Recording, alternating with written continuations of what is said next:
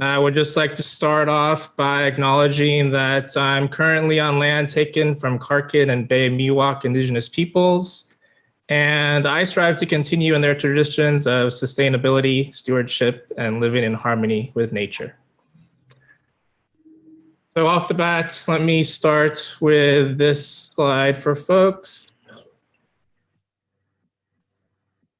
And we can introduce our staff that has been working on this project. So my name is Chris Lim, and I'm the Executive Director with the Contra Costa Resource Conservation District. Ben has actually been helping out a lot. He's on our staff here, but he's actually on paternity leave. So congrats to Ben. How about Hannah? Hi folks, my name is Hannah Lopez and I work for Alameda and Contra Costa Resource Conservation Districts as a wildfire conservation coordinator and a fire specialist. Thanks for having me here today.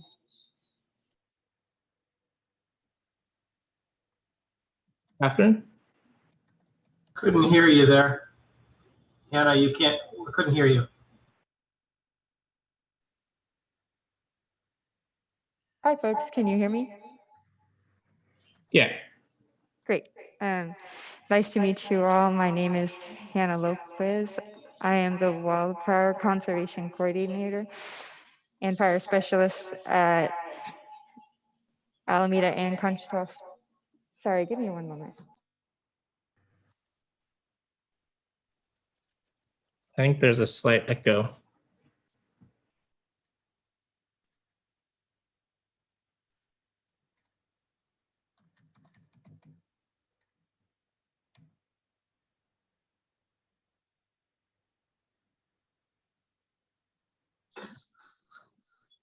Good morning. This is Catherine Boxer. Can you all hear me? Yes. Yeah. Excellent. We're just working out some sound issues here, but I'm excited to see you all this morning and welcome you to the RPP Stakeholder Meeting. I'm the Chief Executive Officer for Alameda County Resource Conservation District. And the next person that will be introducing themselves is? Yeah, this is Barbara. Hi, everyone. I'm the project assistant with the Alameda County Resource Conservation District. And yeah, I'm very excited to be helping out on this project. Great. And then Carol, do you want to introduce yourself very quickly? Carol's our consultant on the project. Good morning, folks. This is Carol Rice with Wildland Resource Management. And as Chris said, I'm helping out with this project. Great. And then as much as I would enjoy us getting to put a face and organization with everybody, it'll probably be best if we had folks enter in their names and organizations into the chat, and then we can record that with our recorded meeting. But again, thank you all for being here. A big shout out to our funders at the Coastal Conservancy and the DOC for this project and for seeing the need for this type of funding here in Contra Costa and Alameda counties. Okay. And then just some very quick housekeeping. Because we have such a large group, it would be great if folks can keep their sound muted throughout the presentations. When we do pause for questions, folks can use the raise hand function.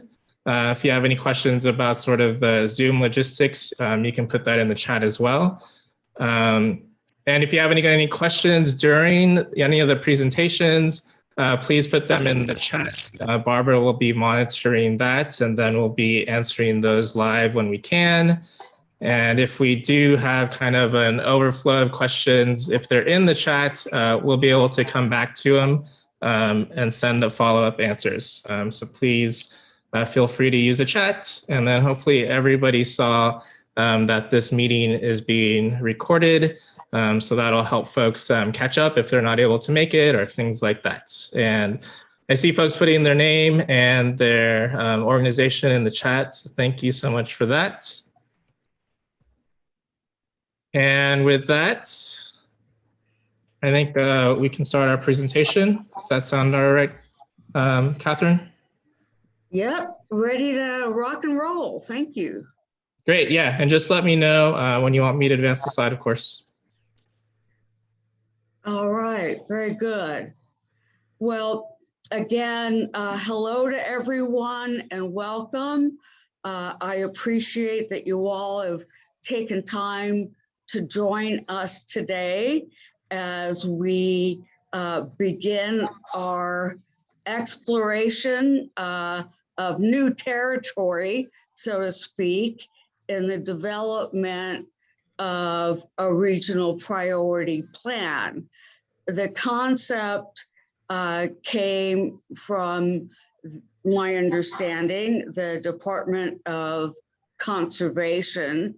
The idea behind a regional priority plan is that there is a focus on the health of not only the various natural resources, including wildlife, but also to determine where wildfire mitigation can be done pre-fire and in some cases post-fire. The agenda today is full and busy. I'm thrilled that very recently I was able to connect with CAL FIRE, with Wildfire Chief Jake Hess and Division Forester and Chief Ed Ore. So Ed will be with us today and we'll be speaking about CAL FIRE and the CWPP, which is an acronym I think you are all familiar with. We're also going to be reviewing existing conditions across Alameda and Contra Costa counties, and Hannah Lopez will be handling that portion.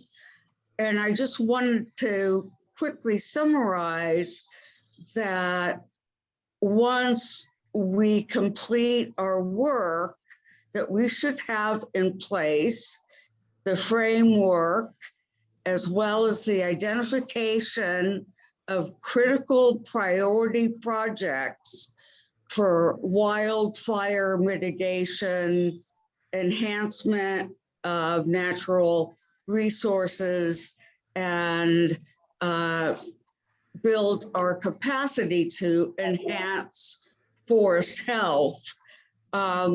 We're asking that unless you have a burning question that you would like to verbalize, to wait till the end of our presentations. We're going to then conduct a poll as well as have a good 30 minutes for questions. So with that, next slide, please. So many of you, of course, are very familiar with resource conservation districts.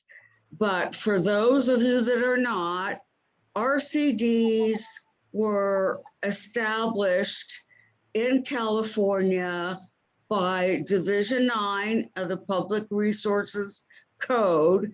And the purpose is that we work to provide leadership in our counties and regionally in natural resources conservation, wildlife and habitat preservation, agriculture, and working lands enhancement. And a lot of this is achieved through collaborative partnerships, educational programs, provision of services, and educational outreach. As special districts in the state of California, while we have authority, one of the interesting, curious things about RCDs is that they were not given budget allocations by the state of California. So we primarily get our revenue resources through the writing and hopeful award of grants, which is the case for this RPP, as well as fee for service opportunities. And we do get a small portion of county property taxes. Next slide, please. I'd like to emphasize that this regional priority plan effort would not have occurred had we not had the opportunity to partner with Contra Costa RCDs. We have done so on other projects in the past successfully. And so the opportunity, when it became available with the State Coastal Conservancy, there was a focus on RCDs being the recipients of funding. And so we are the regional facilitators for the development of the RPP, facilitating the stakeholder and what we call core working group meetings, which will occur over the next several months. This program is derived from the Regional Forest and Fire Capacity Program, which is a natural resources agency program administered by the Department of Conservation and also supported by California Climate Investment Funds. We want to acknowledge the increasing and exceptional support that we are receiving for critical projects from the state agencies. Also, what's significant in the RCD partnership is that really the fire hazard severity is shared between the two counties. Unfortunately, fire does not respect government borders. And we have multiple different types of stakeholders, whether it's the various fire agencies, SFPUC, East Bay Parks, East Bay Mud, Contra Costa Water, etc. You will see as we move on really what the great diversity of stakeholders are as we move forward. Next slide, please.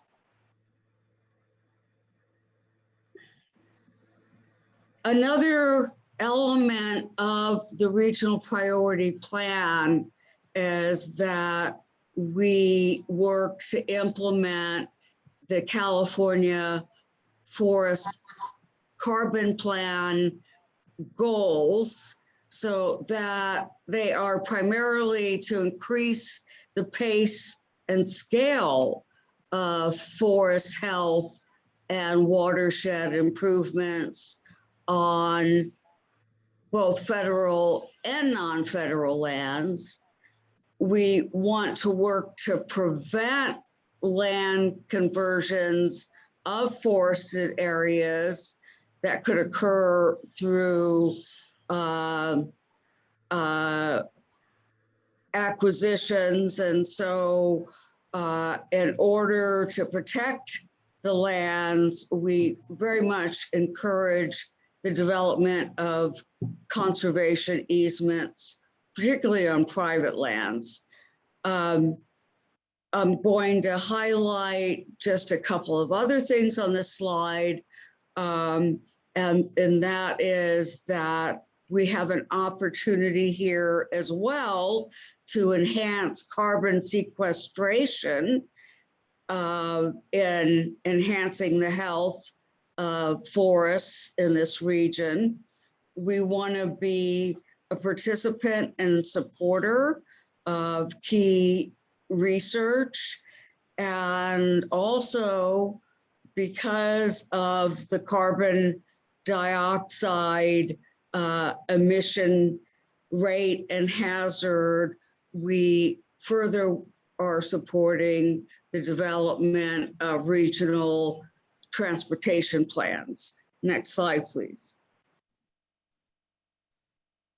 So the Regional Forest and Fire Capacity Program, which honestly, we really had to do significant research and thinking about, because in the grant document, the objectives are actually not specifically well defined. So we are articulating the goals of this program as the restoration of health and resilience of forests at a regional level. And this will increase the capacity to identify, prioritize, develop, and implement regional forest health and wildfire resiliency projects that have been identified and are supported by our regional stakeholders. Next slide, please. So a little bit more depth here on the priority plan. We've spoken about the health and protection of natural resources, and wildlife and biodiversity are a significant part of that effort. Of course, we can never forget public safety, whether it's urban or rural. And so that is always foremost in our minds. This project is going to be extremely collaborative and iterative.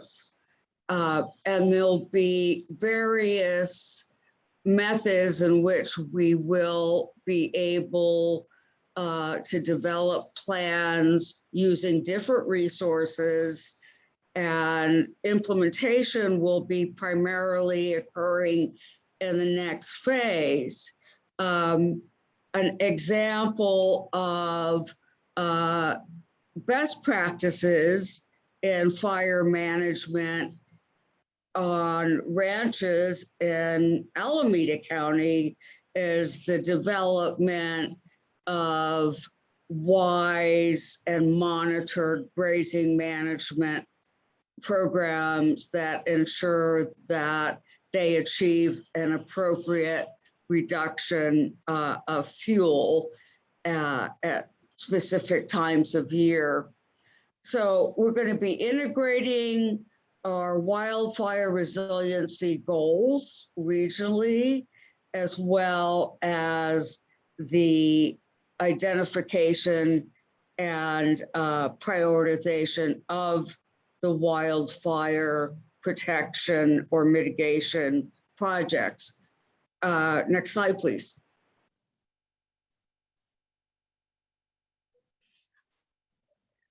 Once we reach near completion of the RPP, which could possibly come as early as the end of this year, we will be developing and submitting other applications to the state agencies to fund the pre-identified highest priority projects that the stakeholder group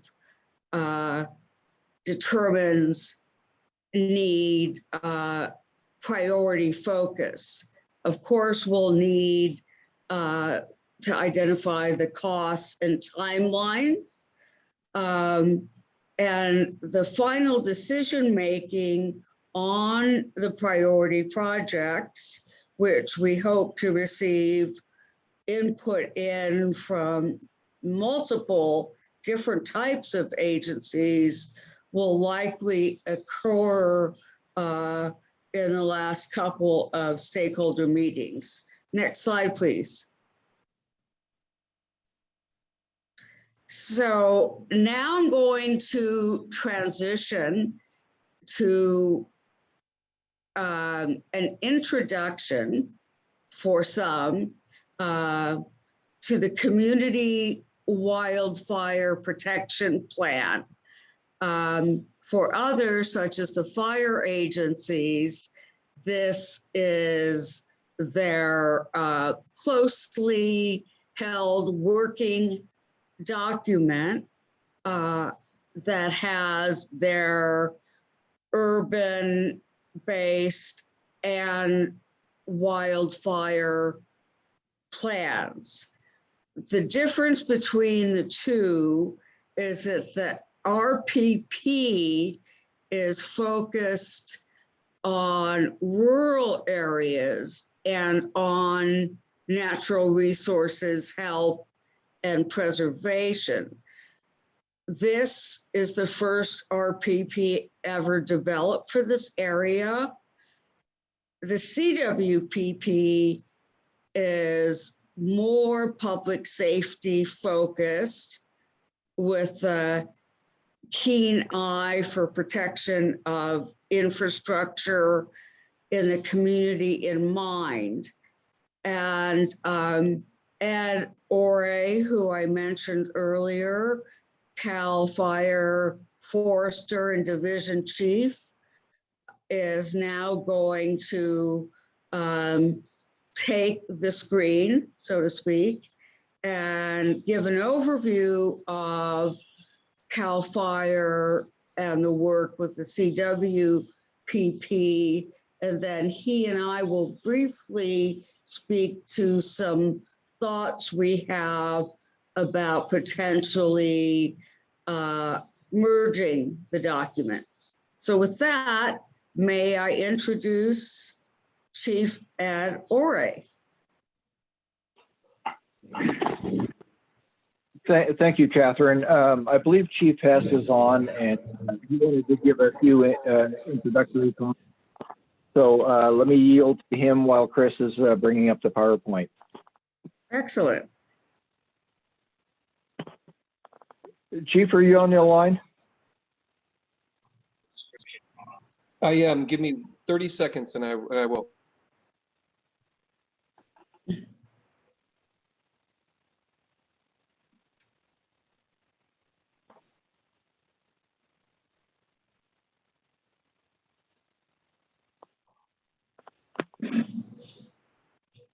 Are folks seeing that new PowerPoint? Okay, thanks. Yep, that's perfect.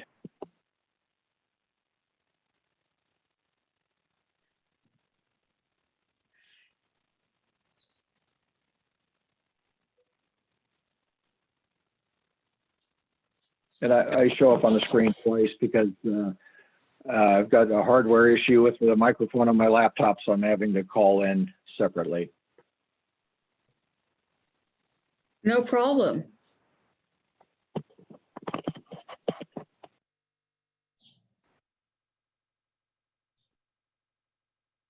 Well, so the chief is ready. I just want let me start out by saying that when this process started up and Catherine approached us, we had heard a little bit about what an RPP is, and it sounded an awful lot like a CWPP. And so that led us down the path to understand what the differences are, what the similarities are. And I thought it would be important that all of us have a common operating picture on exactly what a CWPP is as a foundation, and build upon that. So Chief, just let me know when you're ready. We already have CWPPs for the area, which I'll touch on in a minute, but we didn't want to be involved with producing a redundant document. But at the same time, they're different processes, or at least different documents. And so looking for opportunities to merge the two was, I think, in everybody's interest, if at all possible. So that's how we started this thought process. Chief, Chris, maybe you can go to the next page. So these are the topics I was going to quickly cover.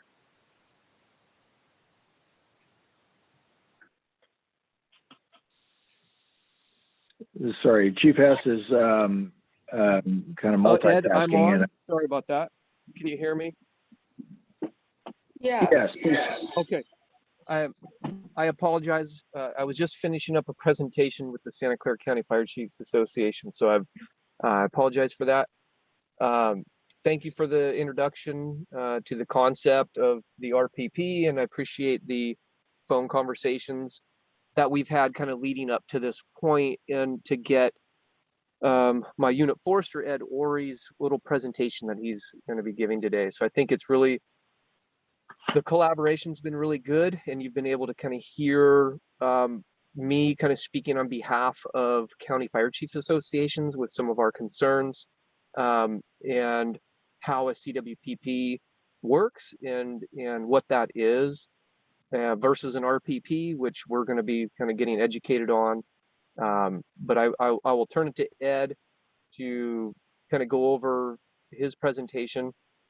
But I am here to answer any questions if anything comes up further. But I just want to thank both RCDs for your time in the last couple of days.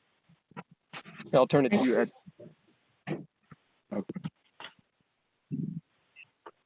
Okay. So many of you are familiar with CWPPs. Some of you are experts like Carol Rice and Cheryl Miller. And I'm sure some of you have forgotten more than I'll ever know, but so I'm not going to be too presumptuous that I am the expert here, but I think it's important that we all start out with a common operating picture on what this is and build upon that. So next slide, please. So the CWPP has been around since 2003. They've become somewhat of the gold standard. And in many counties, they become the wildfire element in a local hazard mitigation plan or the county's master plan. And they focus on just wildfire. They're not a multi-hazard plan. But there are similarities to the RPP, like working with the communities and collaborative. One thing about both of these processes is it makes me think of that famous quote from General Eisenhower about in preparing for battle, I've always found that plans are useless, but planning is indispensable. And so going through this exercise is indispensable for us. Next slide, please. So there's three basic minimum criteria. It's collaboration of all the different entities that are present here now and more. And as Barbara said, we will look to identify and prioritize fuel treatments. And then one difference between the CWPP and the RPP is that the CWPP focuses on the WUI area and the ignitability of structures. Next slide, please. So both of these documents should show our shared vision. It's a common operating picture, and it will be our path to some desired condition and goal. And it takes all of us in different jurisdictions, because as Catherine said, wildfire does not recognize jurisdictional boundaries. And then when it comes time to apply for grants for specific projects, there's often a question there that asks, is your proposed project consistent with a CWPP or a CAL FIRE Unit Strategic Fire Plan? And I'm sure that will also in the future include RPPs. Next slide, please. So a CWPP basically applies wherever you want it to. It can be anything from a neighborhood or a city up to an entire county. Next slide, please. So here's a map that shows what the Santa Clara unit is. It's the 5 counties that we serve. But the important thing here is that the yellow is the state responsibility area. The gray is the local jurisdictions. And that little bit of green that you see is federal land. So I want to put this in perspective. I'll touch on this later on. But the point is that CWPPs were really designed by the federal government to allow locals, state and county and NGOs, et cetera, to work with the federal government on fire protection. Well, in our counties, we have very little federal land. Next slide, please. So here's the basic path for preparing a CWPP. And again, it's going to be very similar to the RPP process. We start out with a core team and bring in the stakeholders. Now, item number 2 there is involve federal agencies. And again, that doesn't really fit well with us because we have so little federal presence here. We do need to do some sort of a risk assessment, and oftentimes NFPA 1144 is the methodology used, but it could be anything else. And in the case of an RPP, that could be something entirely different. The step number 6 there.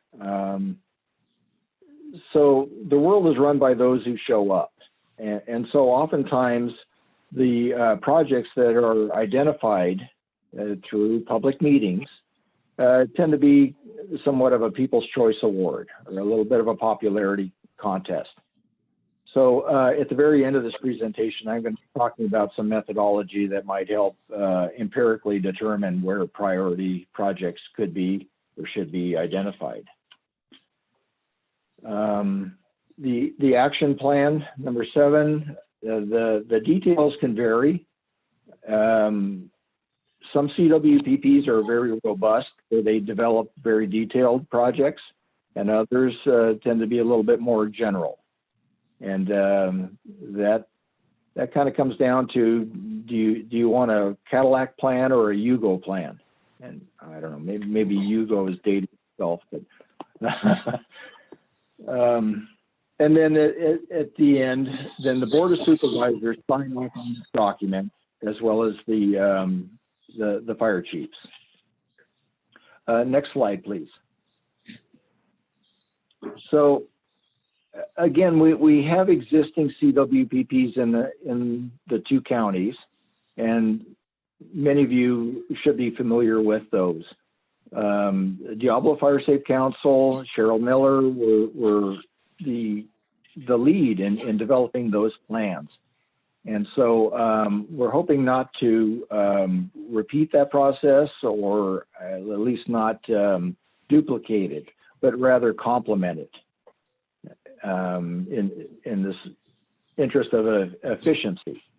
And I think there's some great opportunities for that. So you'll see here, like in Alameda County, there's also a Sunal plan, and the Sunal is a tiered plan that is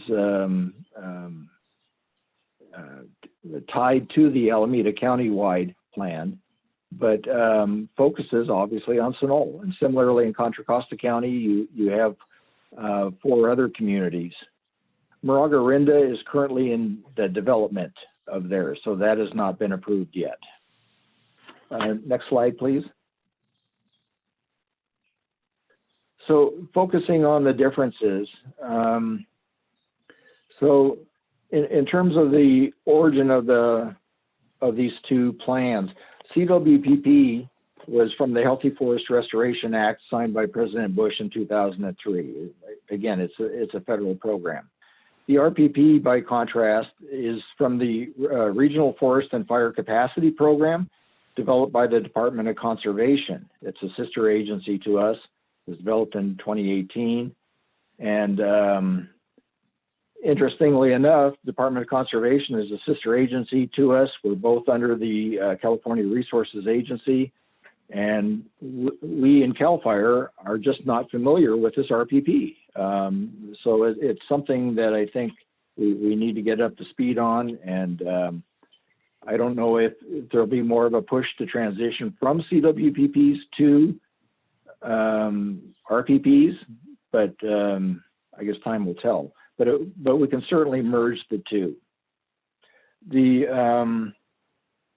RPP was modeled, as Catherine said, after or based upon the carbon plan and Executive Order B52-18 from just a few years ago. And also it was modeled after the Sierra Nevada Conservancy's Watershed Improvement Program. The target areas are also a little bit different, as Catherine touched on. The CWPP really focuses in on communities at risk, the WUI. So thinking back on that map that I showed you, the yellow for the SRA, the gray for the local. So those fringe areas are, generally speaking, the WUIs. And that's where the CWPPs tend to focus, and also evacuation routes. Whereas the RPP focuses on watersheds, forests, grasslands, working ranches and farms, wildlife habitat, water supply, things like that. The program beneficiaries are therefore, in the case of the CWPP, the people and communities, infrastructure, some of the rural landowners, and the nearby open space. And the RPP will focus on the wildlands, the open spaces, parks, large working ranches, etc. The RPP really focuses on a watershed level, and it's to protect from fire, but also to reduce vegetative type conversions, like over time, without management or wildfire, grasslands will typically slowly convert into brush fields and encroaching trees. And so RPP lends itself well for ecosystem health and maintenance. As far as funding, the CWPPs are not inherently funded. Entities have to come up with their own funding through grants or allocations, whereas the RPP seems to come with its own funding source from the Department of Conservation. Next slide, please. So I want to introduce to many of you the fine scale mapping project.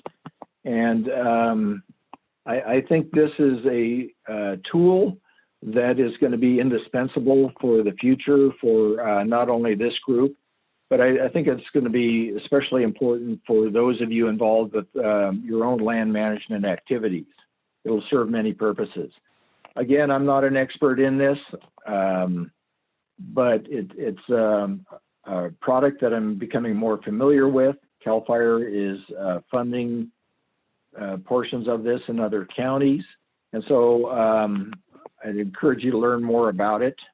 But what I'll do in the next few slides is just give you a big overview.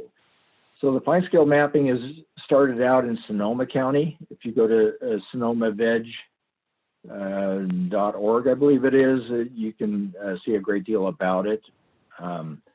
It has also been finalized in Marin and San Mateo counties. It's currently in development in Santa Cruz and Santa Clara counties. And there is a working group that was formed. Dina Robertson of the East Bay Regional Park District has been taking some leadership role, and she is trying to bring together stakeholders. So that's an entirely separate process, but one that I think has relevance here. What you're seeing there is a slide from a presentation that Danny Franco and Cass Green did in January that they've done for numerous constituents in our area. The next slide, please. So basically what the fine scale mapping is, it brings together a lot of existing data sources that land managers already have and governmental agencies already have, along with very high quality Q1 LiDAR data. Next slide, please. And it takes all of these data layers, it applies some artificial intelligence and then manual editing, and produces a number of good products. Next slide, please. So here's the workflow. It's very complicated. There's a number of different contributors who participate in this. Next slide, please. And one of the products that would be most relevant to us here and now would be the wildland fuel map, with great precision and pretty good accuracy, much better than anything else that's been produced.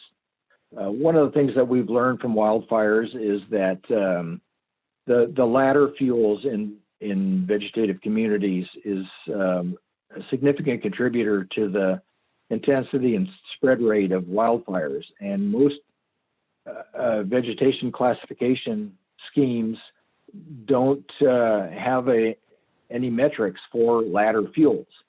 And because of the LiDAR contribution to this process, you are able to get a 3D view of vegetative communities. And so you can see where your fire risk really is, and it becomes a little bit more empirical and less subjective. So less People's Choice Award and more science-based. Next slide, please. So here's a breakdown of who the users of the data are, and you'll see that at that 3 o'clock, excuse me, the 9 o'clock position, RCDs are shown to utilize it about 3% of the overall community.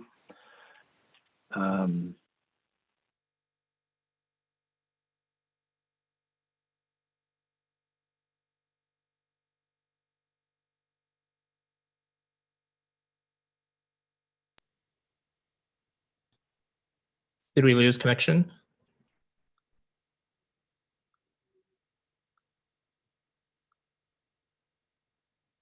It appears so.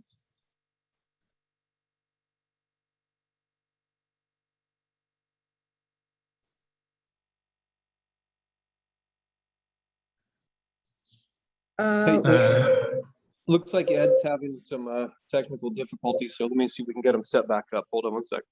Okay, cool. Thank you.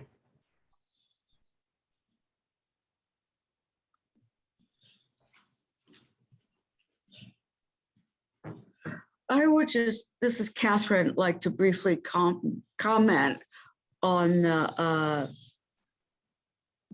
graph breakdown we just saw. I wonder how that was developed, because I think the fine scale mapping can be of extraordinary value to all government agencies, including RCDs.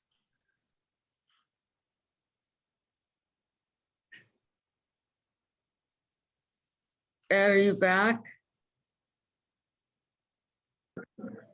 Okay, I'm sorry, can you hear me now? Yes. Yes. Okay, my apologies, my phone died. So I'm just about done here. So the next slide here shows what the data could be used for. You can see that it has a very broad following. Next slide, please. Oh, maybe go back. Anyway, that was the end. So if there's any questions, happy to try and answer those.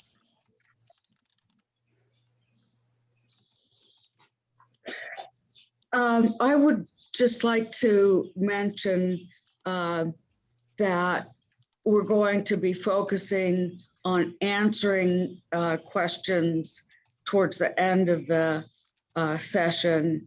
However, a discussion that I have had with Jake and Ed and integrated Chris Lim from Contra Costa is that something we might consider is the integration of the RPP into the CWPPs.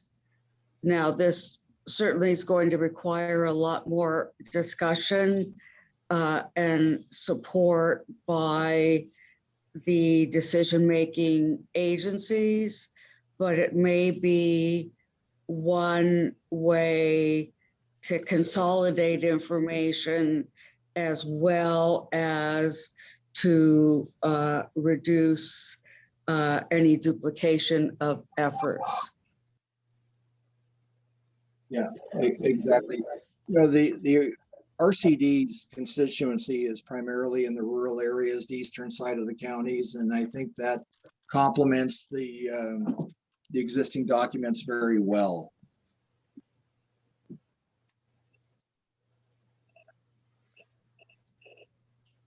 One of the first slides I showed, there was the minimum requirements for a CWP, and again, those are minimum. So there's plenty of room to merge these two concepts and products. So we'll be able to discuss this further in future meetings. And if there's a burning question or two,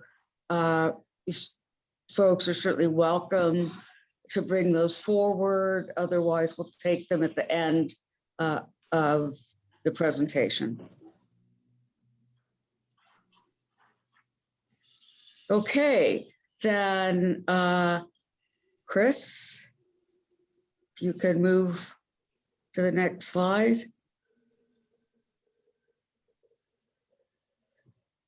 Chris? Yeah, give me 1 sec, hold on.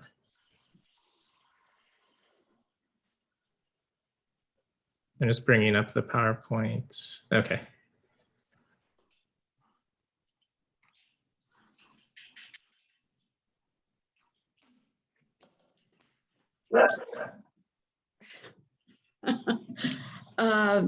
Okay, so getting into just a little bit more information.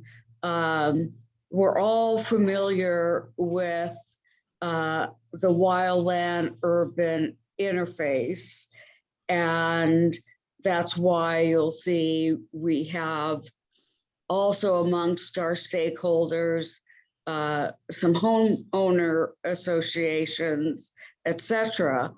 But The protection of property and public safety, of course, is very important, and the RPP will, to some extent, address that also. Next slide. We have numerous priority project considerations that we've identified. And I know there's a lot of information on this slide. So quickly, I just like to run through them. Areas that really pose high wildfire risk that are adjacent to communities, as I just presented a photo of, are a high priority for mitigation. Forest risks due to climate change or other stressors such as insect outbreaks or other tree diseases. Forests that are at high risk of conversion, areas that have high habitat values that are at risk. We want to protect and mitigate for them being affected by wildfire. Headwater areas, watersheds that provide water supply.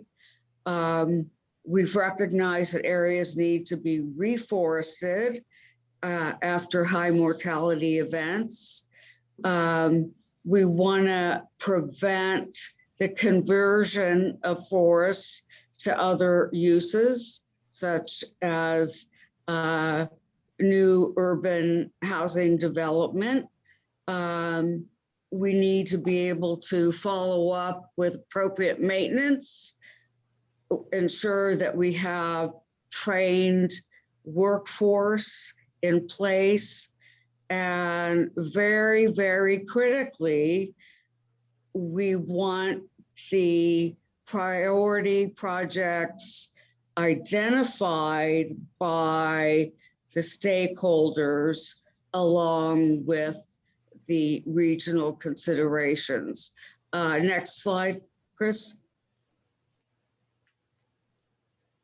So the protection and enhancement of biodiversity, which I've alluded to, is very critical. I have looked for information post severe wildfire on the effects of the severe wildfires that are rapidly moving on the wildlife.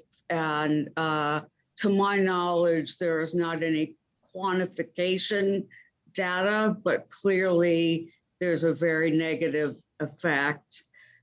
We also want to improve vegetation management, both on working lands and forests.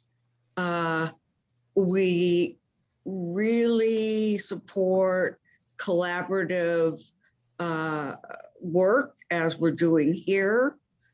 We can, through our collaboration, enhance ecosystem services.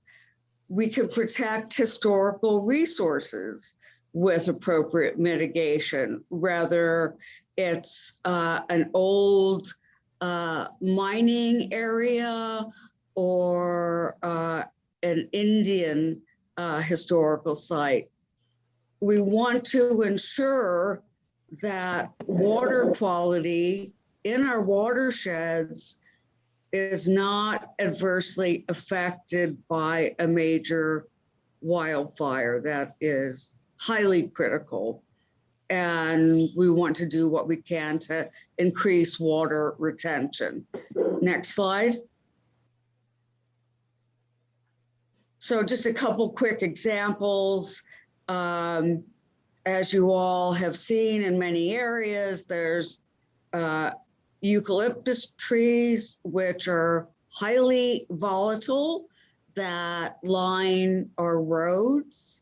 So we need either removal or maintenance, better maintenance to occur. And of course, grasslands as they move through their various stages can be taken over by chaparral or coyote brush, which is, as we all know, highly volatile. Next slide. A really good example of, I guess we could even say groundbreaking project is the North Orinda fuel break. 19 miles of fuel break area over almost 1,500 acres in the East Bay. And this project was developed and completed by the collaboration and cooperation and funding of multiple agencies across the project area. We certainly could look at what the need is for those kinds of fuel breaks here. I know there is also a fuel break in the Santa Cruz Mountains that was developed. Next slide. Okay. For those of you, well, hopefully you can all read this, but we have developed this diagram which illustrates the stakeholder group.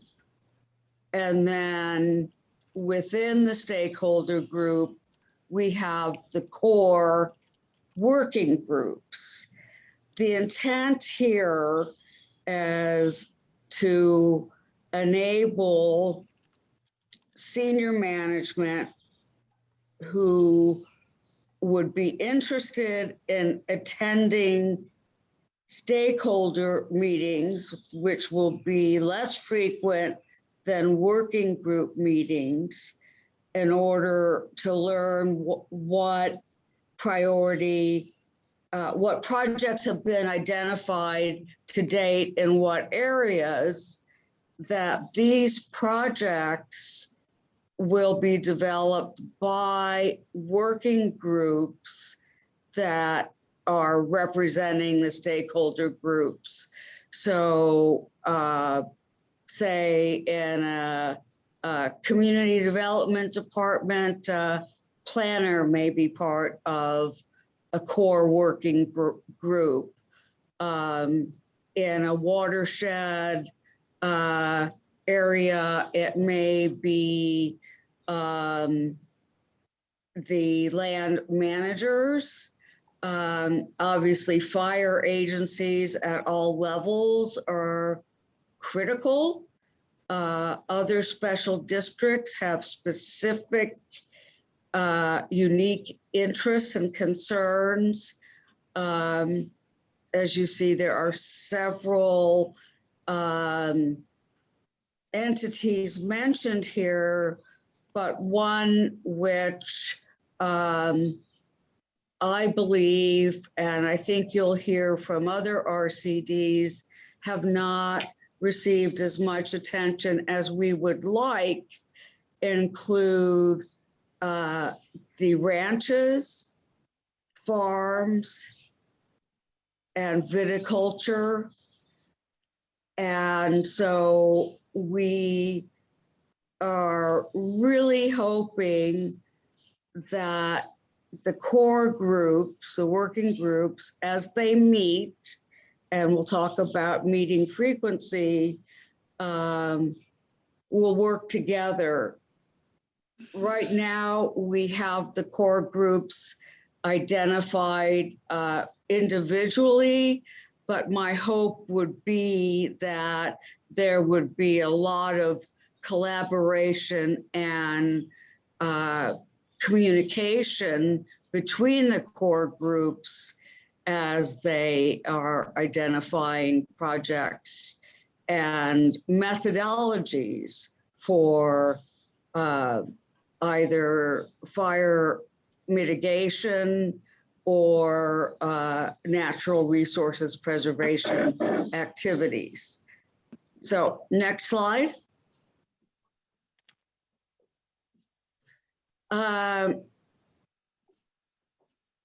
As I mentioned earlier, the RCDs were awarded this grant to develop the RPP.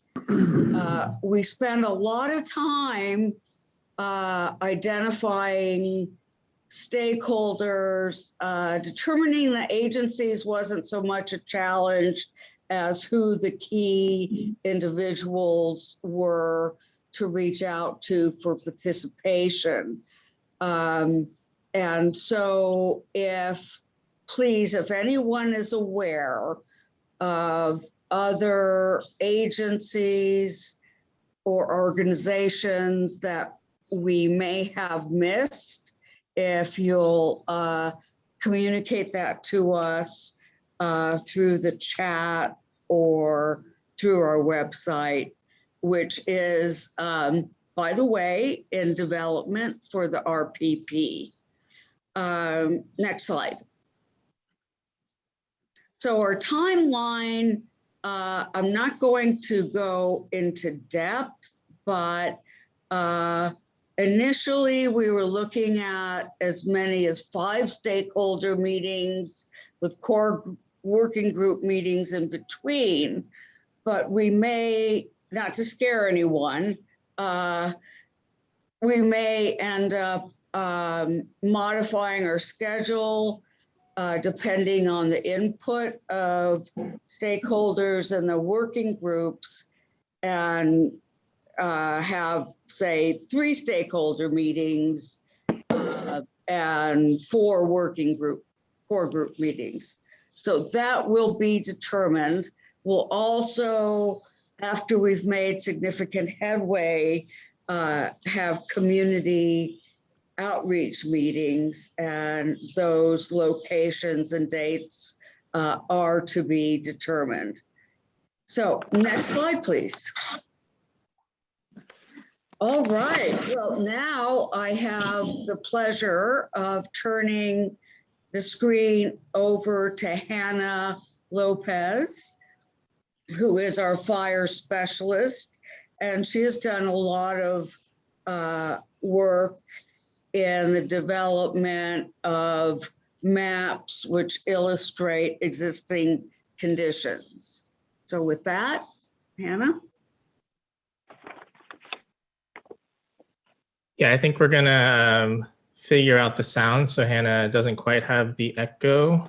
So folks maybe want to take a 1 or 2 minute break and stretch around and get that blood flowing again. Please feel free while we figure out the echo piece.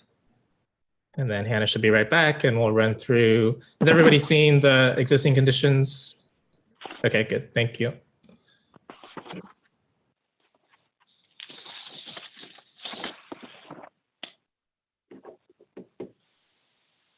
Hi, can everybody hear me?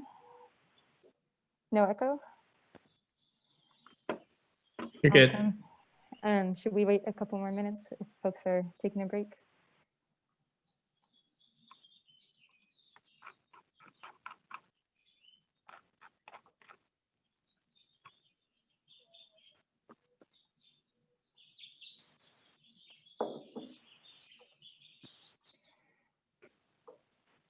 All right, I'll go ahead and get started. Hi, everyone. Sorry about the echo earlier. I didn't get to properly introduce myself.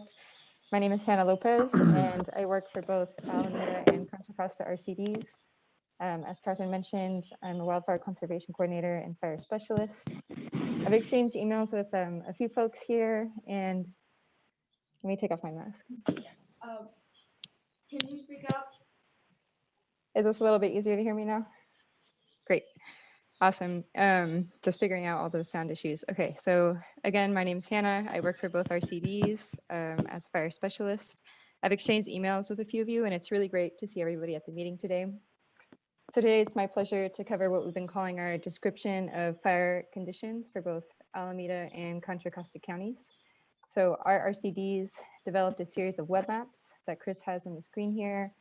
These show the distribution of both the built human environment and natural conditions across the counties. And to do this, we're using Esri story maps. So developing these web maps will hopefully allow our stakeholder group here to look at all of these existing conditions in the same way and through the same lens. And we also hope that the online interactive platform that Esri is providing us will be more useful to folks than just a series of static maps.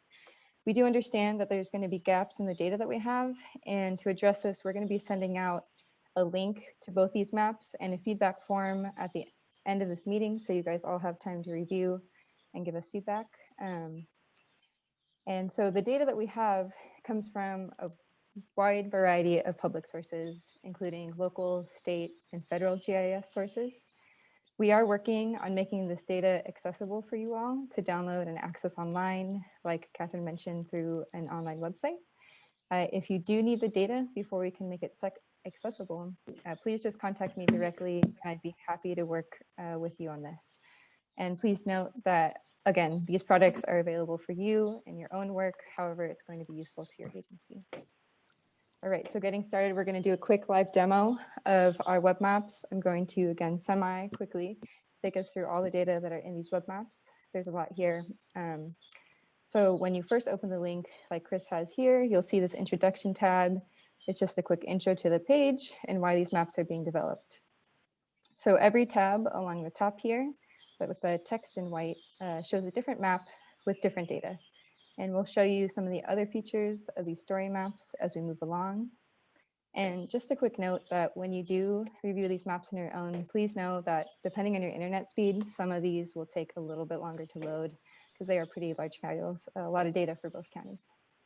All right, moving to the next tab. So we put together a quick video on how to best utilize our web maps, and it highlights all the features you'll see today. There's a link there in the YouTube that'll bring you to a YouTube video. All right, so the next tab, please.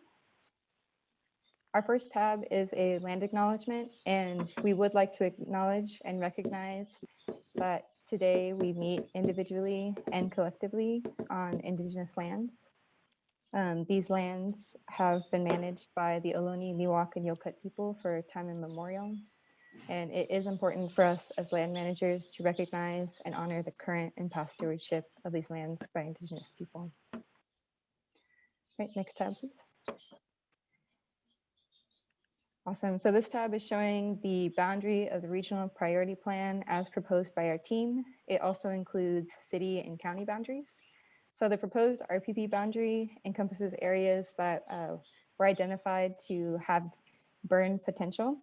This classification came from Wildfire 2016 imagery, and it also covers areas that contain working lands, natural or wildland spaces, and all the areas that provide connectivity between those wildlands and those working lands. So in essence, it covers areas where wildfire might have an impact on natural resources. Perfect. Thanks. Awesome. So this tab, Legislative Boundaries, is a great one to show some of the abilities of our story map. So right now we are looking at the California Assembly districts. And if we zoom out one layer, perfect, we see that the map has updated and now we're looking at congressional districts. Chris, if you can kind of hover around that legend there in the text box, we'll see this is what we're looking at that's changing the data that's being shown. Zoom out one more time. And there we've got the Senate districts. And then if we zoom in a couple of times, again, we'll just see that the data is updating, it's changing. One more time, please. Great, and then the supervisory districts is the last one that's showing up on this information. And if we click on an area, so if we click on an area in Contra Costa County, yeah, we'll see that this pop-up comes up. It has a lot of information about the data layer. And then finally, you can use that magnifying glass icon in the upper left corner.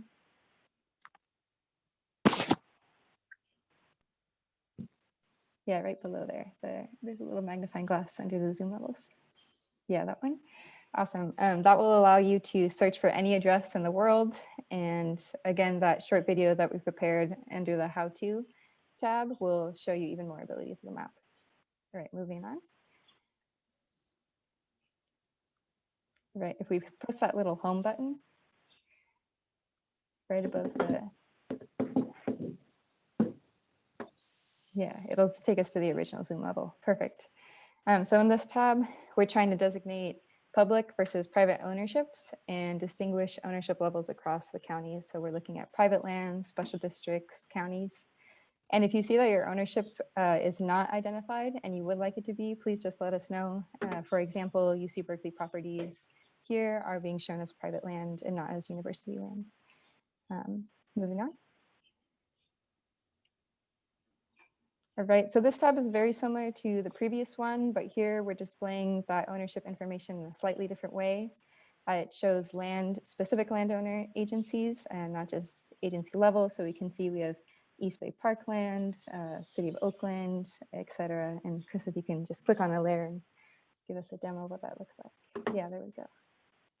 Awesome. All right, moving on. Great, so because RPP is resource focused, we do want to make sure we're taking critical habitat for endangered species into account. We're starting with the federally listed species, which for our county is a delta smelt, Alameda whipsnake, and red-legged frog. So again, if we click on these shape files or any of these features here, it's going to highlight that area of interest and give us some more information about what species use those areas. All right, next tab. All right, topography and hydrology. Can we zoom in a little bit on this one, Chris? Perfect. So this tab is important because it shows elevation contours and hydrology. It's important because topography influences fire behavior. So steeper slopes tend to have higher flame lengths and much more intense fire behavior. We also want to show riparian areas because these are sensitive areas and they should be protected both by field management and oftentimes from field management as well. And I think if we click on any of these features here, there should be pop-ups with more information. Perfect. Yeah, so we can see there's acreage, the classification, and just the name of all those features. Right, moving on. Okay, existing vegetation. So it is important for us to know what ecosystems or vegetation cover types exist in our counties. This data is based on 2015. Oh, there we go. So this data is based on 2015 CalVeg data published by the U.S. Forest Service. It is the most updated vegetation layer that covers both counties. So when we are talking about those high resolution vegetation covers, this is what it would be improving on, which would be really exciting. And just to note that, as Chris demonstrated, that this is a large layer and it takes a while to load and it might cause your computer to crash. So I do recommend being patient with it. And if you do want to use a pop-up feature, I'd recommend zooming in quite a bit before you click on one. It'll just help the web map in your computer. Anna, when will this be available? We're going to be sending out these web maps right after our meeting here or in the next couple of days, along with the slides and a recording for you all. And we'll also be sending out that feedback form so we can get all of your input on these maps. Thank you. This is very cool and very helpful. Very helpful. Thank you. All right, moving on. Okay, community resources and infrastructure. So this is another tab that shows a lot of different information at different zoom levels. We'll be looking at this that left-hand box here that shows what layers and what information is in this map. So all the features that are being shown here are features that overlap with the proposed RPP boundary. And they are all resources that could be of concern in terms of protecting them in a wildland fire. I'd like to note here that some of the designations of like power plants and other facilities might not be what immediately come to mind. So this data was taken from the Homeland Infrastructure Foundation level data. That's a federal resource, and some of their classifications for power plants, for example, including solar generators, are a little bit different. So you might notice that Antioch High School which does have solar panels, is included as a solar generator here. So just something to note. And again, if this is too much data for folks, we're happy to work with the group to winnow it down. So yeah, if we just click on any of those little icons, we'll see more information.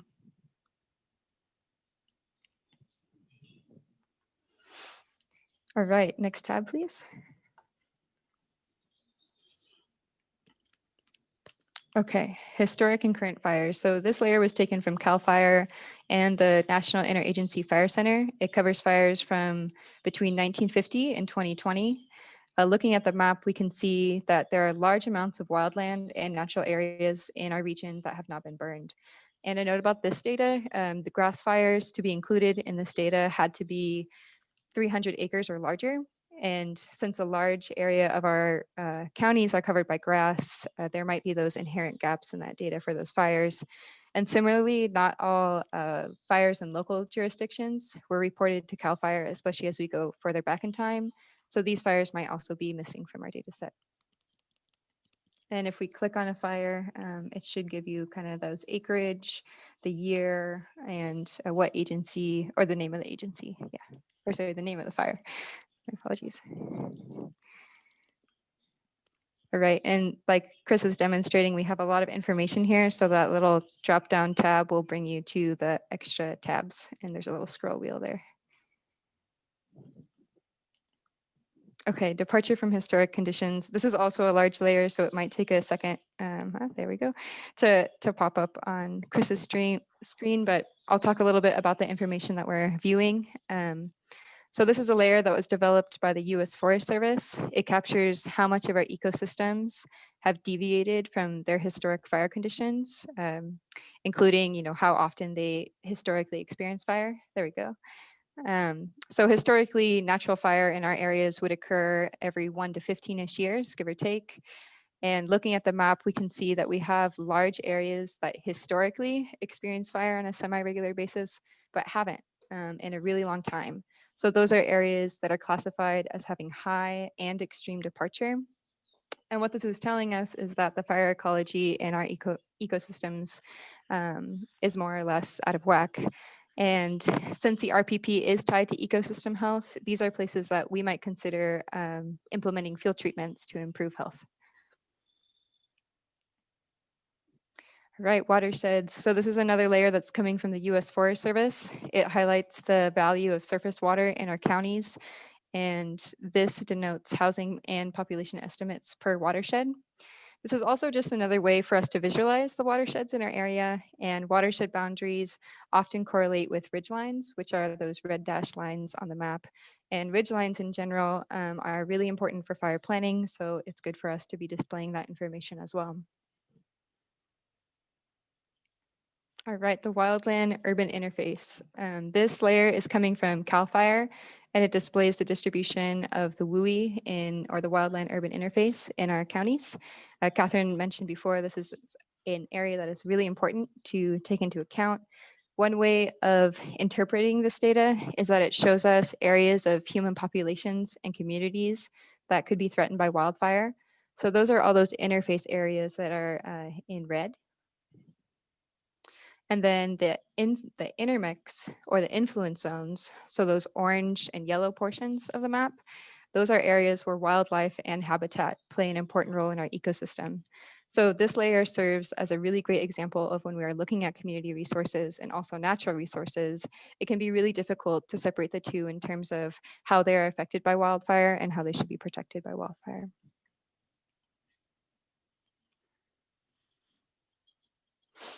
Right, priority landscape. So this map shows both ecosystem services at risk, as well as areas that have been affected by drought and pests. It was created by CAL FIRE.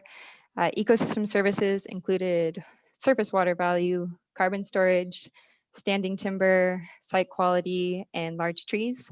So all of that data was combined with known threats, for example, fire threat and that departure from historic conditions. And all that by combining that data, CAL FIRE was able to ID areas that are at higher risk than others, and pest and drought damage areas also contain dead and dying vegetation. I want to note here that the pest and drought damage data set doesn't necessarily capture the very recent die-off that's being caused by drought, pest, and pathogens that we are observing in the East Bay Hills right now. Okay, communities at risk. Similar to the previous maps, CAL FIRE has also created priority landscape data to identify communities that are at risk to wildfire. And to create this layer, CAL FIRE combined both housing density with the state fire hazard severity zones, which we'll review in just a second here. And we can see that these high-risk areas strongly correlate with the WUI areas in the East Bay Hills. All right, so the fire hazard severity zones, we just touched on these. So in 2007, CAL FIRE mapped fire hazard severity zones for the entire state of California. These maps show areas of varying level of fire hazard severity. And that fire hazard severity is based on topography, vegetation, and weather, and also human-made structures. So through these maps, CAL FIRE also recognizes state responsibility areas, SRAs, or local responsibility areas, also known as LRAs. These correspond to which agencies are going to respond to fire in a specific area. So if you click on the map, we're going to see both the hazard classification and the SRA or LRA status.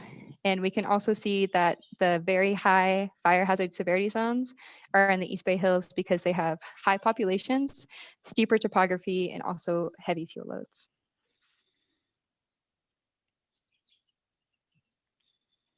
Or the CPUC fire threat zone. So the California Public Utilities Commission developed their own hazard assessment for fire risk that is associated with public utilities. So tier 2 areas are areas of elevated risk, and tier 3 areas are areas with extreme risk.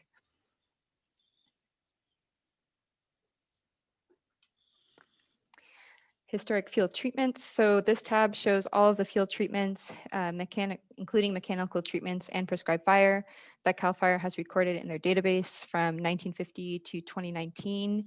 And just note, so as Chris clicked on one, it's not just limited to CAL FIRE operations, it also includes data from other agencies. And it's important for us to be able to visualize where all these past treatments were done so that when we get to planning projects, we can fill in those gaps of previous projects and also leverage projects off of one another. It also helps us build that regional understanding of projects that are being done by different agencies in our areas. All right, so this is the last tab that I have for you all. Thank you so much for bearing with me. In my mind, kind of saving the best for last here. So the RCDs ran a model to visualize fire behavior in our region. To do this, we used the fire modeling software FlameMap. So this model visualized flame lengths, and areas of higher flame lengths are areas of higher hazard and also higher concern. I'll just see if it'll pop up here. There we go. All right, so looking at these results, we can see that a lot of our county was modeled to have flame lengths that are between 11 and 25 feet. Chris, if it's easier to just switch over the presentation, we can do that too.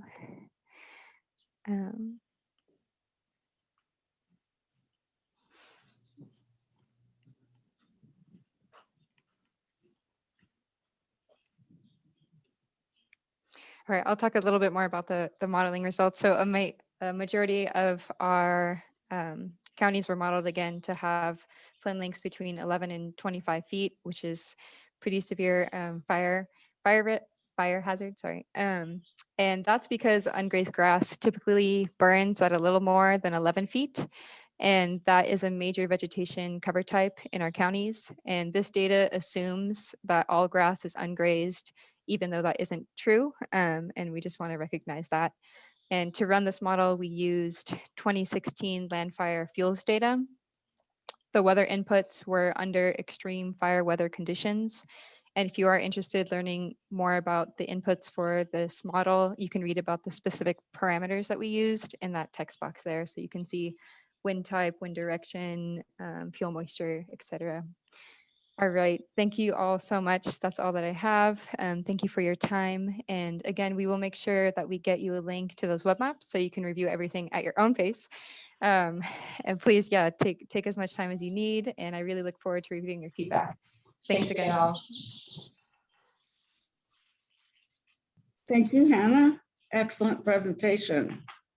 A lot of insight there that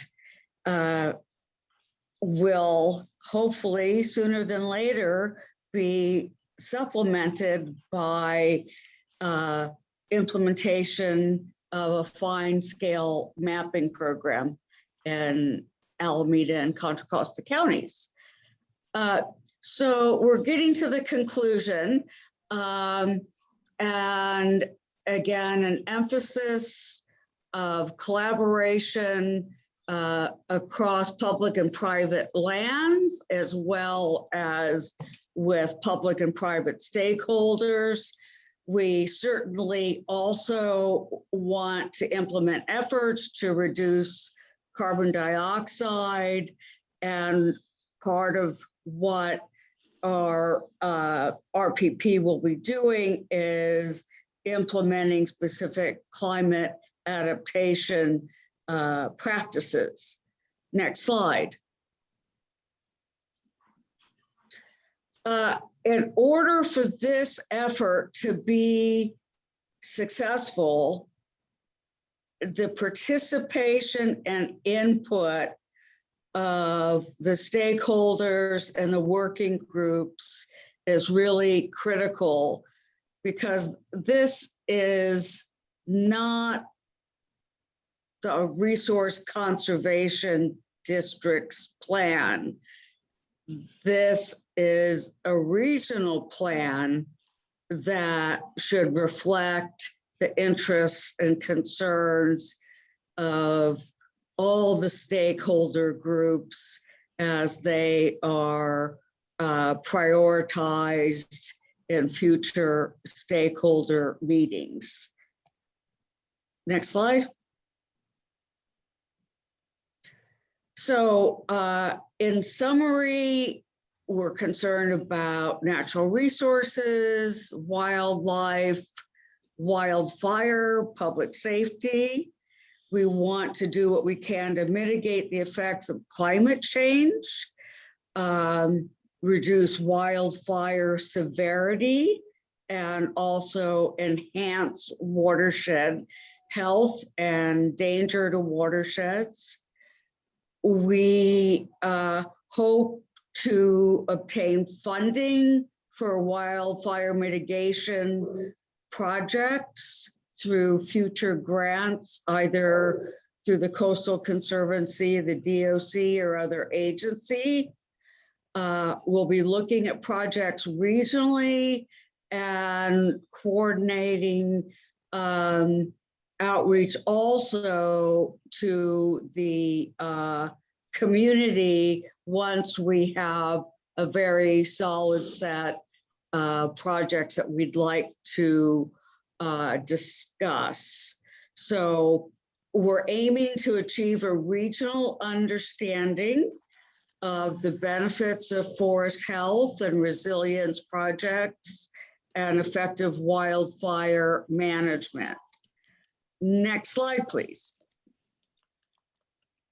So that concludes my comments for the day. I would like to turn the screen over to Barbara Camacho of the Alameda County RCD staff.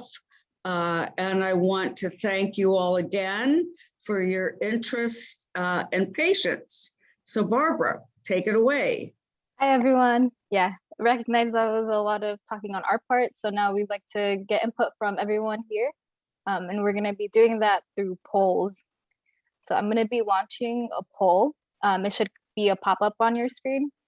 And then we'll just go until I see that we have participation mostly there. So if anyone is not seeing a pop-up right now, you can just let me know on the chat and I can try to troubleshoot that.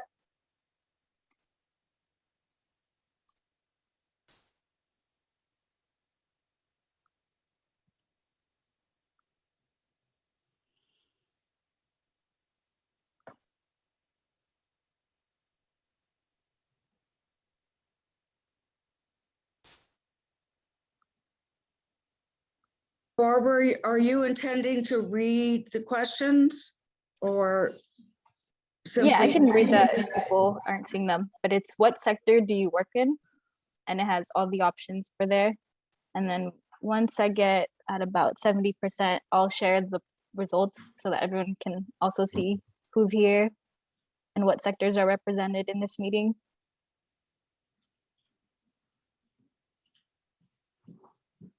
All right, I'm gonna end it.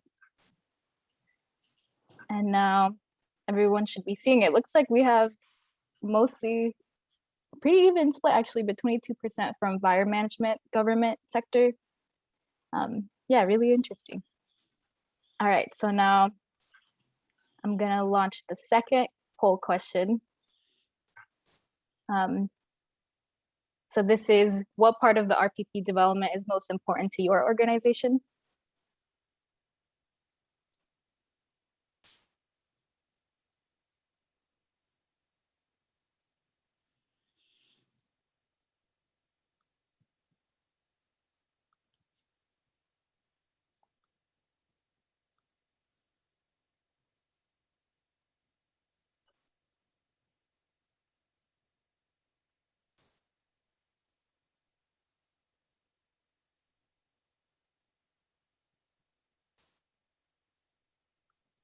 Barbara, what if you feel like there's several of those to be selected that would be appropriate?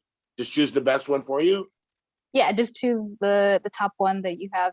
Okay. And we'll have more input forms that you can fill out to be specific. So Okay. this is Thank just you. for everyone to get a sense. Thank you. No problem. All right, so I'm gonna end the polling. Looks like half of everyone is interested in the analysis of hazard areas the most. So this is also really interesting to note. And now I'm gonna launch the third question about existing conditions. And this is a multi-part question. So there's one, did the existing condition wet map series capture all of the information you believe is necessary to consider when conducting wildland fire mitigation planning? And then the second question, is the use of interactive online wet maps a clear and effective way to convey this information? And then 3, does your agency have a list of ongoing / completed in the past 15 years fuels mitigation projects that you can share with us? And 4, if you answered yes to question 3, do you have a GIS shapefile or approximate location you can share with us? And then 5, does your agency have a resource management plan with wildland fire considerations that you can share with us? And then 6, how do you think your agency will use this regional priority plan? And then the last question, does your agency already have natural resource oriented fuel mitigation projects that you would like to be included in the RPP? So I'll give you more time to answer all of these.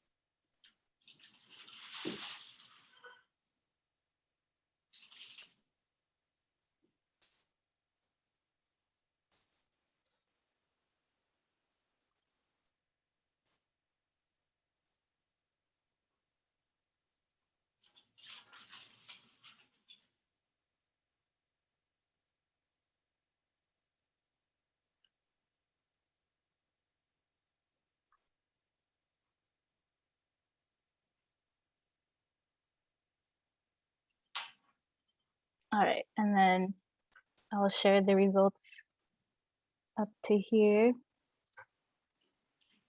So it seems like we need to spend a little more time for people to review them. And online wet maps seem like a really clear way to convey this information.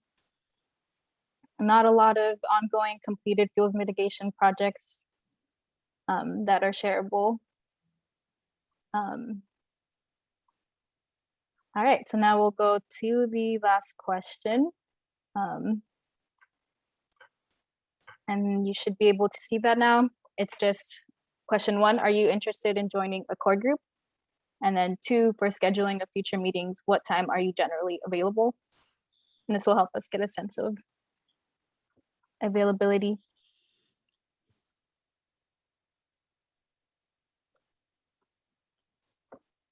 You've only allowed us to choose one time we're available. I don't think that really helps you with scheduling at all, honestly. Yeah, I think just to see like the top choice for people, and yeah, if there's multiple times that you're available, we'll also have, you can include that in the input form so that we know.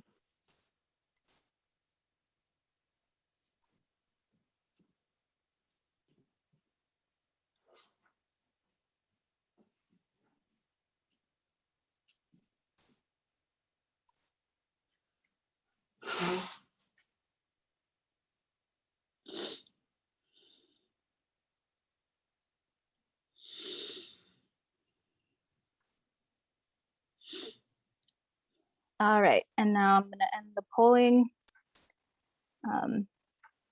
So yeah, we will be reaching out to those who indicated that you're interested in joining a core group, and reach out more on scheduling for that meeting. All right, and then in addition to all of this, I am putting the input form that is on the side in the chat. So you should be able to click on that link and fill out that form if you have additional input for us. And then after this right now, we're going to be transitioning into the Q&A. So if you have any questions, feel free to use the raise hand function to raise your hand, and we'll be calling on people. And I'll also be pulling in some questions that we already had in the chat. So if anyone wants to raise your hands for any questions you may have, that would be great. And then I can also address a couple of the ones that were in the chat. So for copies of slides, we will be sharing the recording of this presentation and the PowerPoint slides on that stakeholder listserv email that everyone in this call should have been added to. And so also wanted to emphasize with that listserv that everyone is able to connect with each other in a way that isn't showing everyone's direct contact information. So if you have any questions, feel free to put that in the listserv and everyone will get an email about it. And if you are not comfortable like being in this listserv, you can feel free to email us and we can take you out of that. Yeah, it's a really great place to connect. And another question we received was from Susan, but it looks like it already got answered. Hannah, if you want to voice that answer, you can go ahead. The question was from Susan.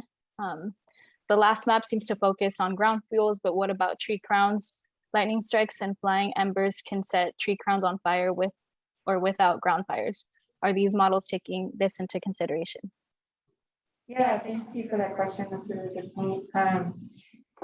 The vegetation layer that we use does not capture water fuels. So I think I alluded to this in my answer, but the updated vegetation layer. Oh, hey, Hannah, it's hard to hear with your mask on. Will really help create a more accurate fuel model that better captures those conditions that you're talking about of heavy water fuels. And I think Carol could probably speak also to this. If you have anything to add.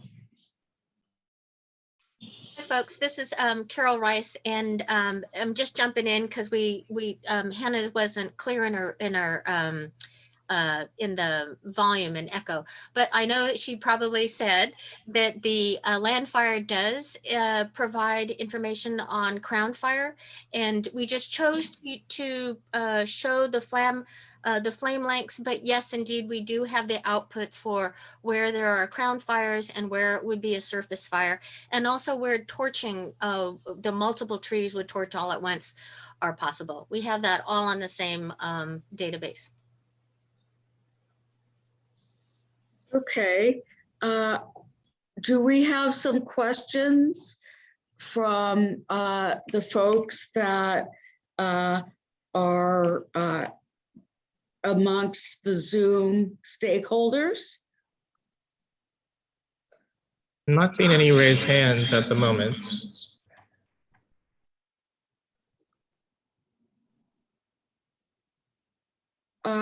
Someone said that the raised hand function may be disabled. So if folks want to unmute themselves and simply speak up, we can try to manage that.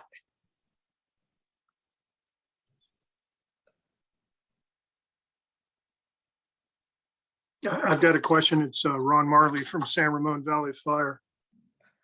And I'm not sure who it needs to go to, but comment was made about once projects are kind of developed, those would be sent out. At what point are you involving CAL FIRE in the project discussion? Is there the primary response agency for much of this ground, and to have the largest chunk of change that's been allocated from the governor for those type projects? Are they at the front end of this, or are they only being notified once a project is well developed? Well, they are with us today, so they can more fully answer, but my understanding is that they will be active participants as much as possible throughout the process. Do you want to add to that, Jake or Ed?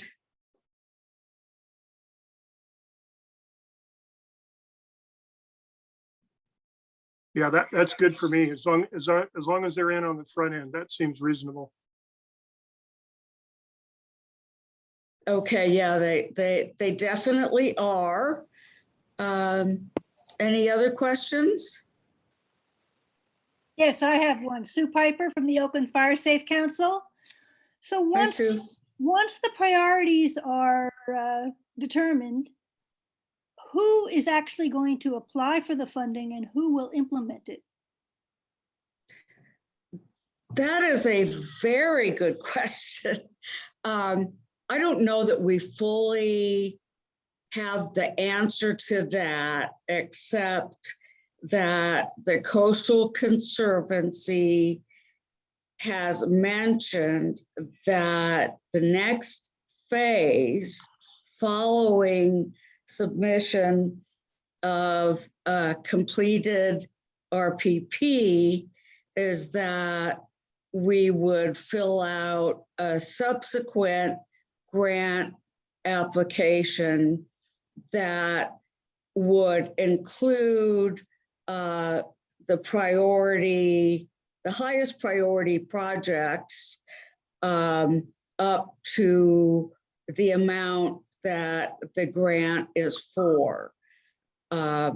However, sometimes agencies over a year or two may change course, and it might be distributed by another entity. But we will submit via stakeholder input and decision making the priorities to the appropriate entity with a request for funding that is acceptable to that agency. And that could easily be as long as 2 years from now before we would have answers regarding the funding available. All right, and then in the chat, we also have another question related to that. So this is from Zone 7. Do we already have a grant? What does it cover? You also mentioned at one point the need for additional grants. Would that be for mapping or for specific projects? So if you can just clear that up a little more. Sure. We have the grant for the RPP. It is for $400,000 between the two districts. It also includes funding for $50,000 worth of $5,000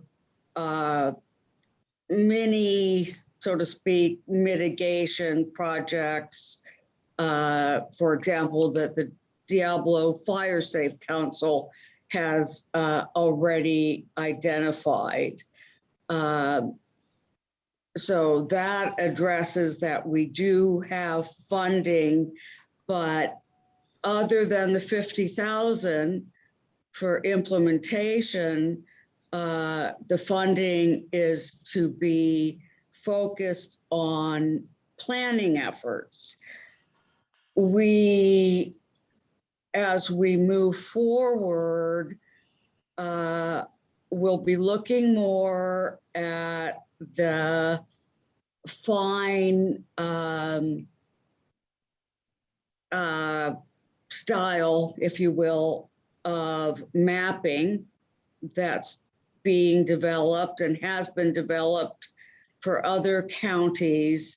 But my understanding is that process takes a few years to get the LiDAR overviews and break down the data by experts appropriately. I don't know if that can be done for under a 3-year period. Perhaps it can.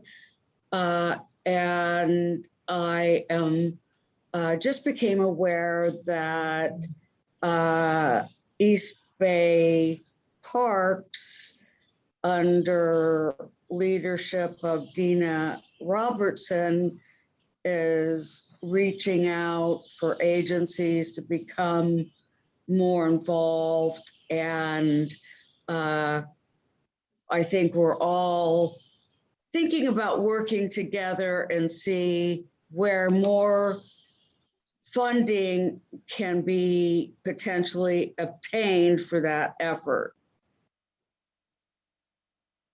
All right, thank you. And then it looks like we have a raised hand from David. So if you can unmute yourself. Thank you, Barbara. I'm David Early with PlaceWorks, and I'm here working with a group of residents in the East Bay who've received grant funding to explore formation of a JPA to address fire safety and vegetation management. And obviously that's a long ways away in terms of implementation. And I think you all put together an amazing process to gather existing conditions data. All the information Hannah showed us is really incredible. And I think it's going to lead to a really strong foundation in identifying projects that need to be implemented. And I just put out there that we're very willing and very excited to be engaged in this process to also talk with folks about what appropriate implementation mechanisms would be in the future once the projects are identified.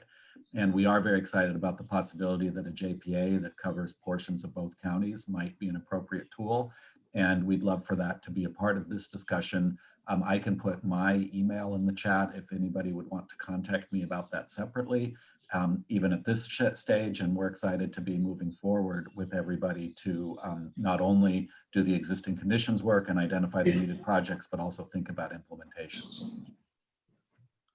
Okay, David, right now I'd like to keep our discussion focused on the RPP, but I know we will be meeting in a couple of weeks and perhaps can do some more, have more specific discussions and planning that we can determine what might be appropriate information to obtain, if that works for you.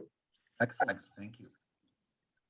Great. All right. So now, since we're nearing the end of our time, if you have any questions, just put them in the chat and don't use the raise hand function, and we'll sort through them and email any of the questions that we don't get to with the remainder of our time. All right. So the next question is from Kathy. How will working groups be established? I think the working groups will primarily be established by individuals from various backgrounds, whether you're a rancher or fitner, from fire agency, from planning, etc. We would like to hear from you of your interest and participation in the core group activities. And then we'll reach out to you.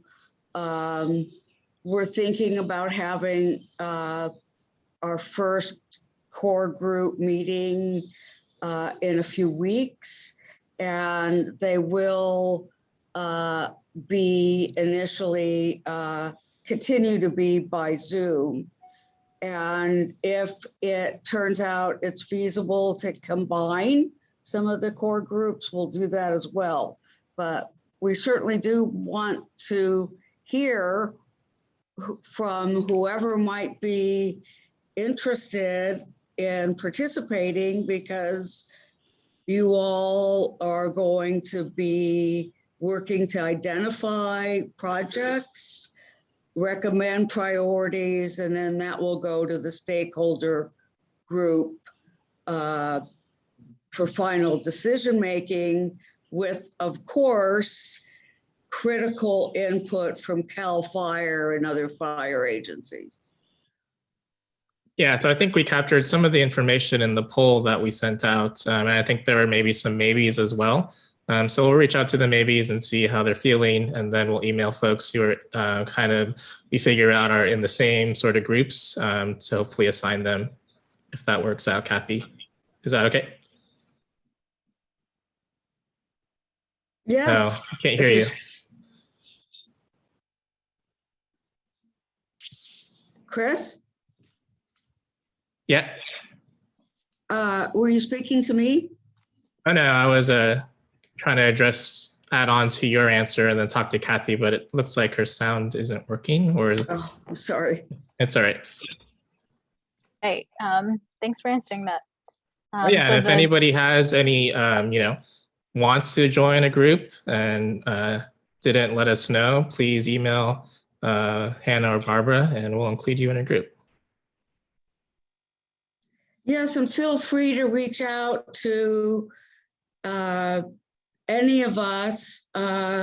Chris, Lim, and myself were the lead for our respective agencies, but we can make our phone numbers and emails available if you want to have deeper discussions, if you will, on any of the topics.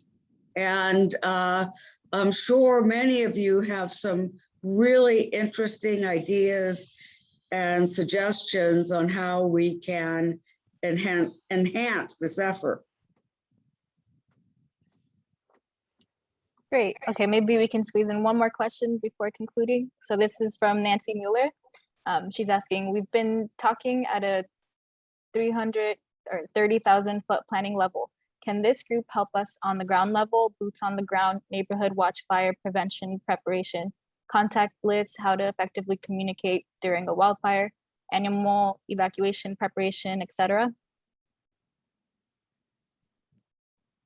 Well, actually, I don't believe that that is within the scope of this particular planning function.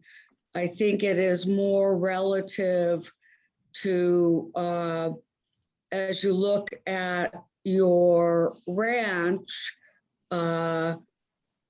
evaluating where there can be mitigation done for wildfires, plantings to enhance habitat, what can be done for riparian enhancement. That's not to say that we all don't recognize the very significant importance of the other questions you raised, but that those items are not within the scope of this project, but I'd be happy to speak with you further and make some recommendations on how we can reach out and work together to get some of those things accomplished. Yeah, and I think to add on to that, I think part of the listserv and having everybody on that is sort of a community resource. And so maybe if individuals or individual organizations are able to help in that sort of sense, that might be a way to make connections and to start those partnerships and relationships with other folks. I think information is really key. And I know post SCU fire, there wasn't initially a well-coordinated outreach and damage assessment. And so that's the kind of thing that I think the community should express their interest in seeing more of with NRCS and the Farm Bureau to get protocol, NOES, to get clearer protocols in place. And let's look at what other areas have done to accomplish these things and see if we can help support those activities. All right, so I think we're up on our time, and just to be respectful of everybody's time today, I think we should wrap it up. So thank you again, everybody, for attending. We hope it was informative and engaging, and we hope you stay with us throughout the process. Please let us know if you want to be included in a core working group. Keep an eye out for the email on the listserv that shares some of the maps and other information. Also, let us know if you would like to not be included on the listserv. We can take you off as well. And with that, I hope everybody has a great day. Yes, thank you all. So thank for you, your everybody. time. And we'll see you Thank next time. you. Bye. Hey, Chris, can you hear me now? Yeah.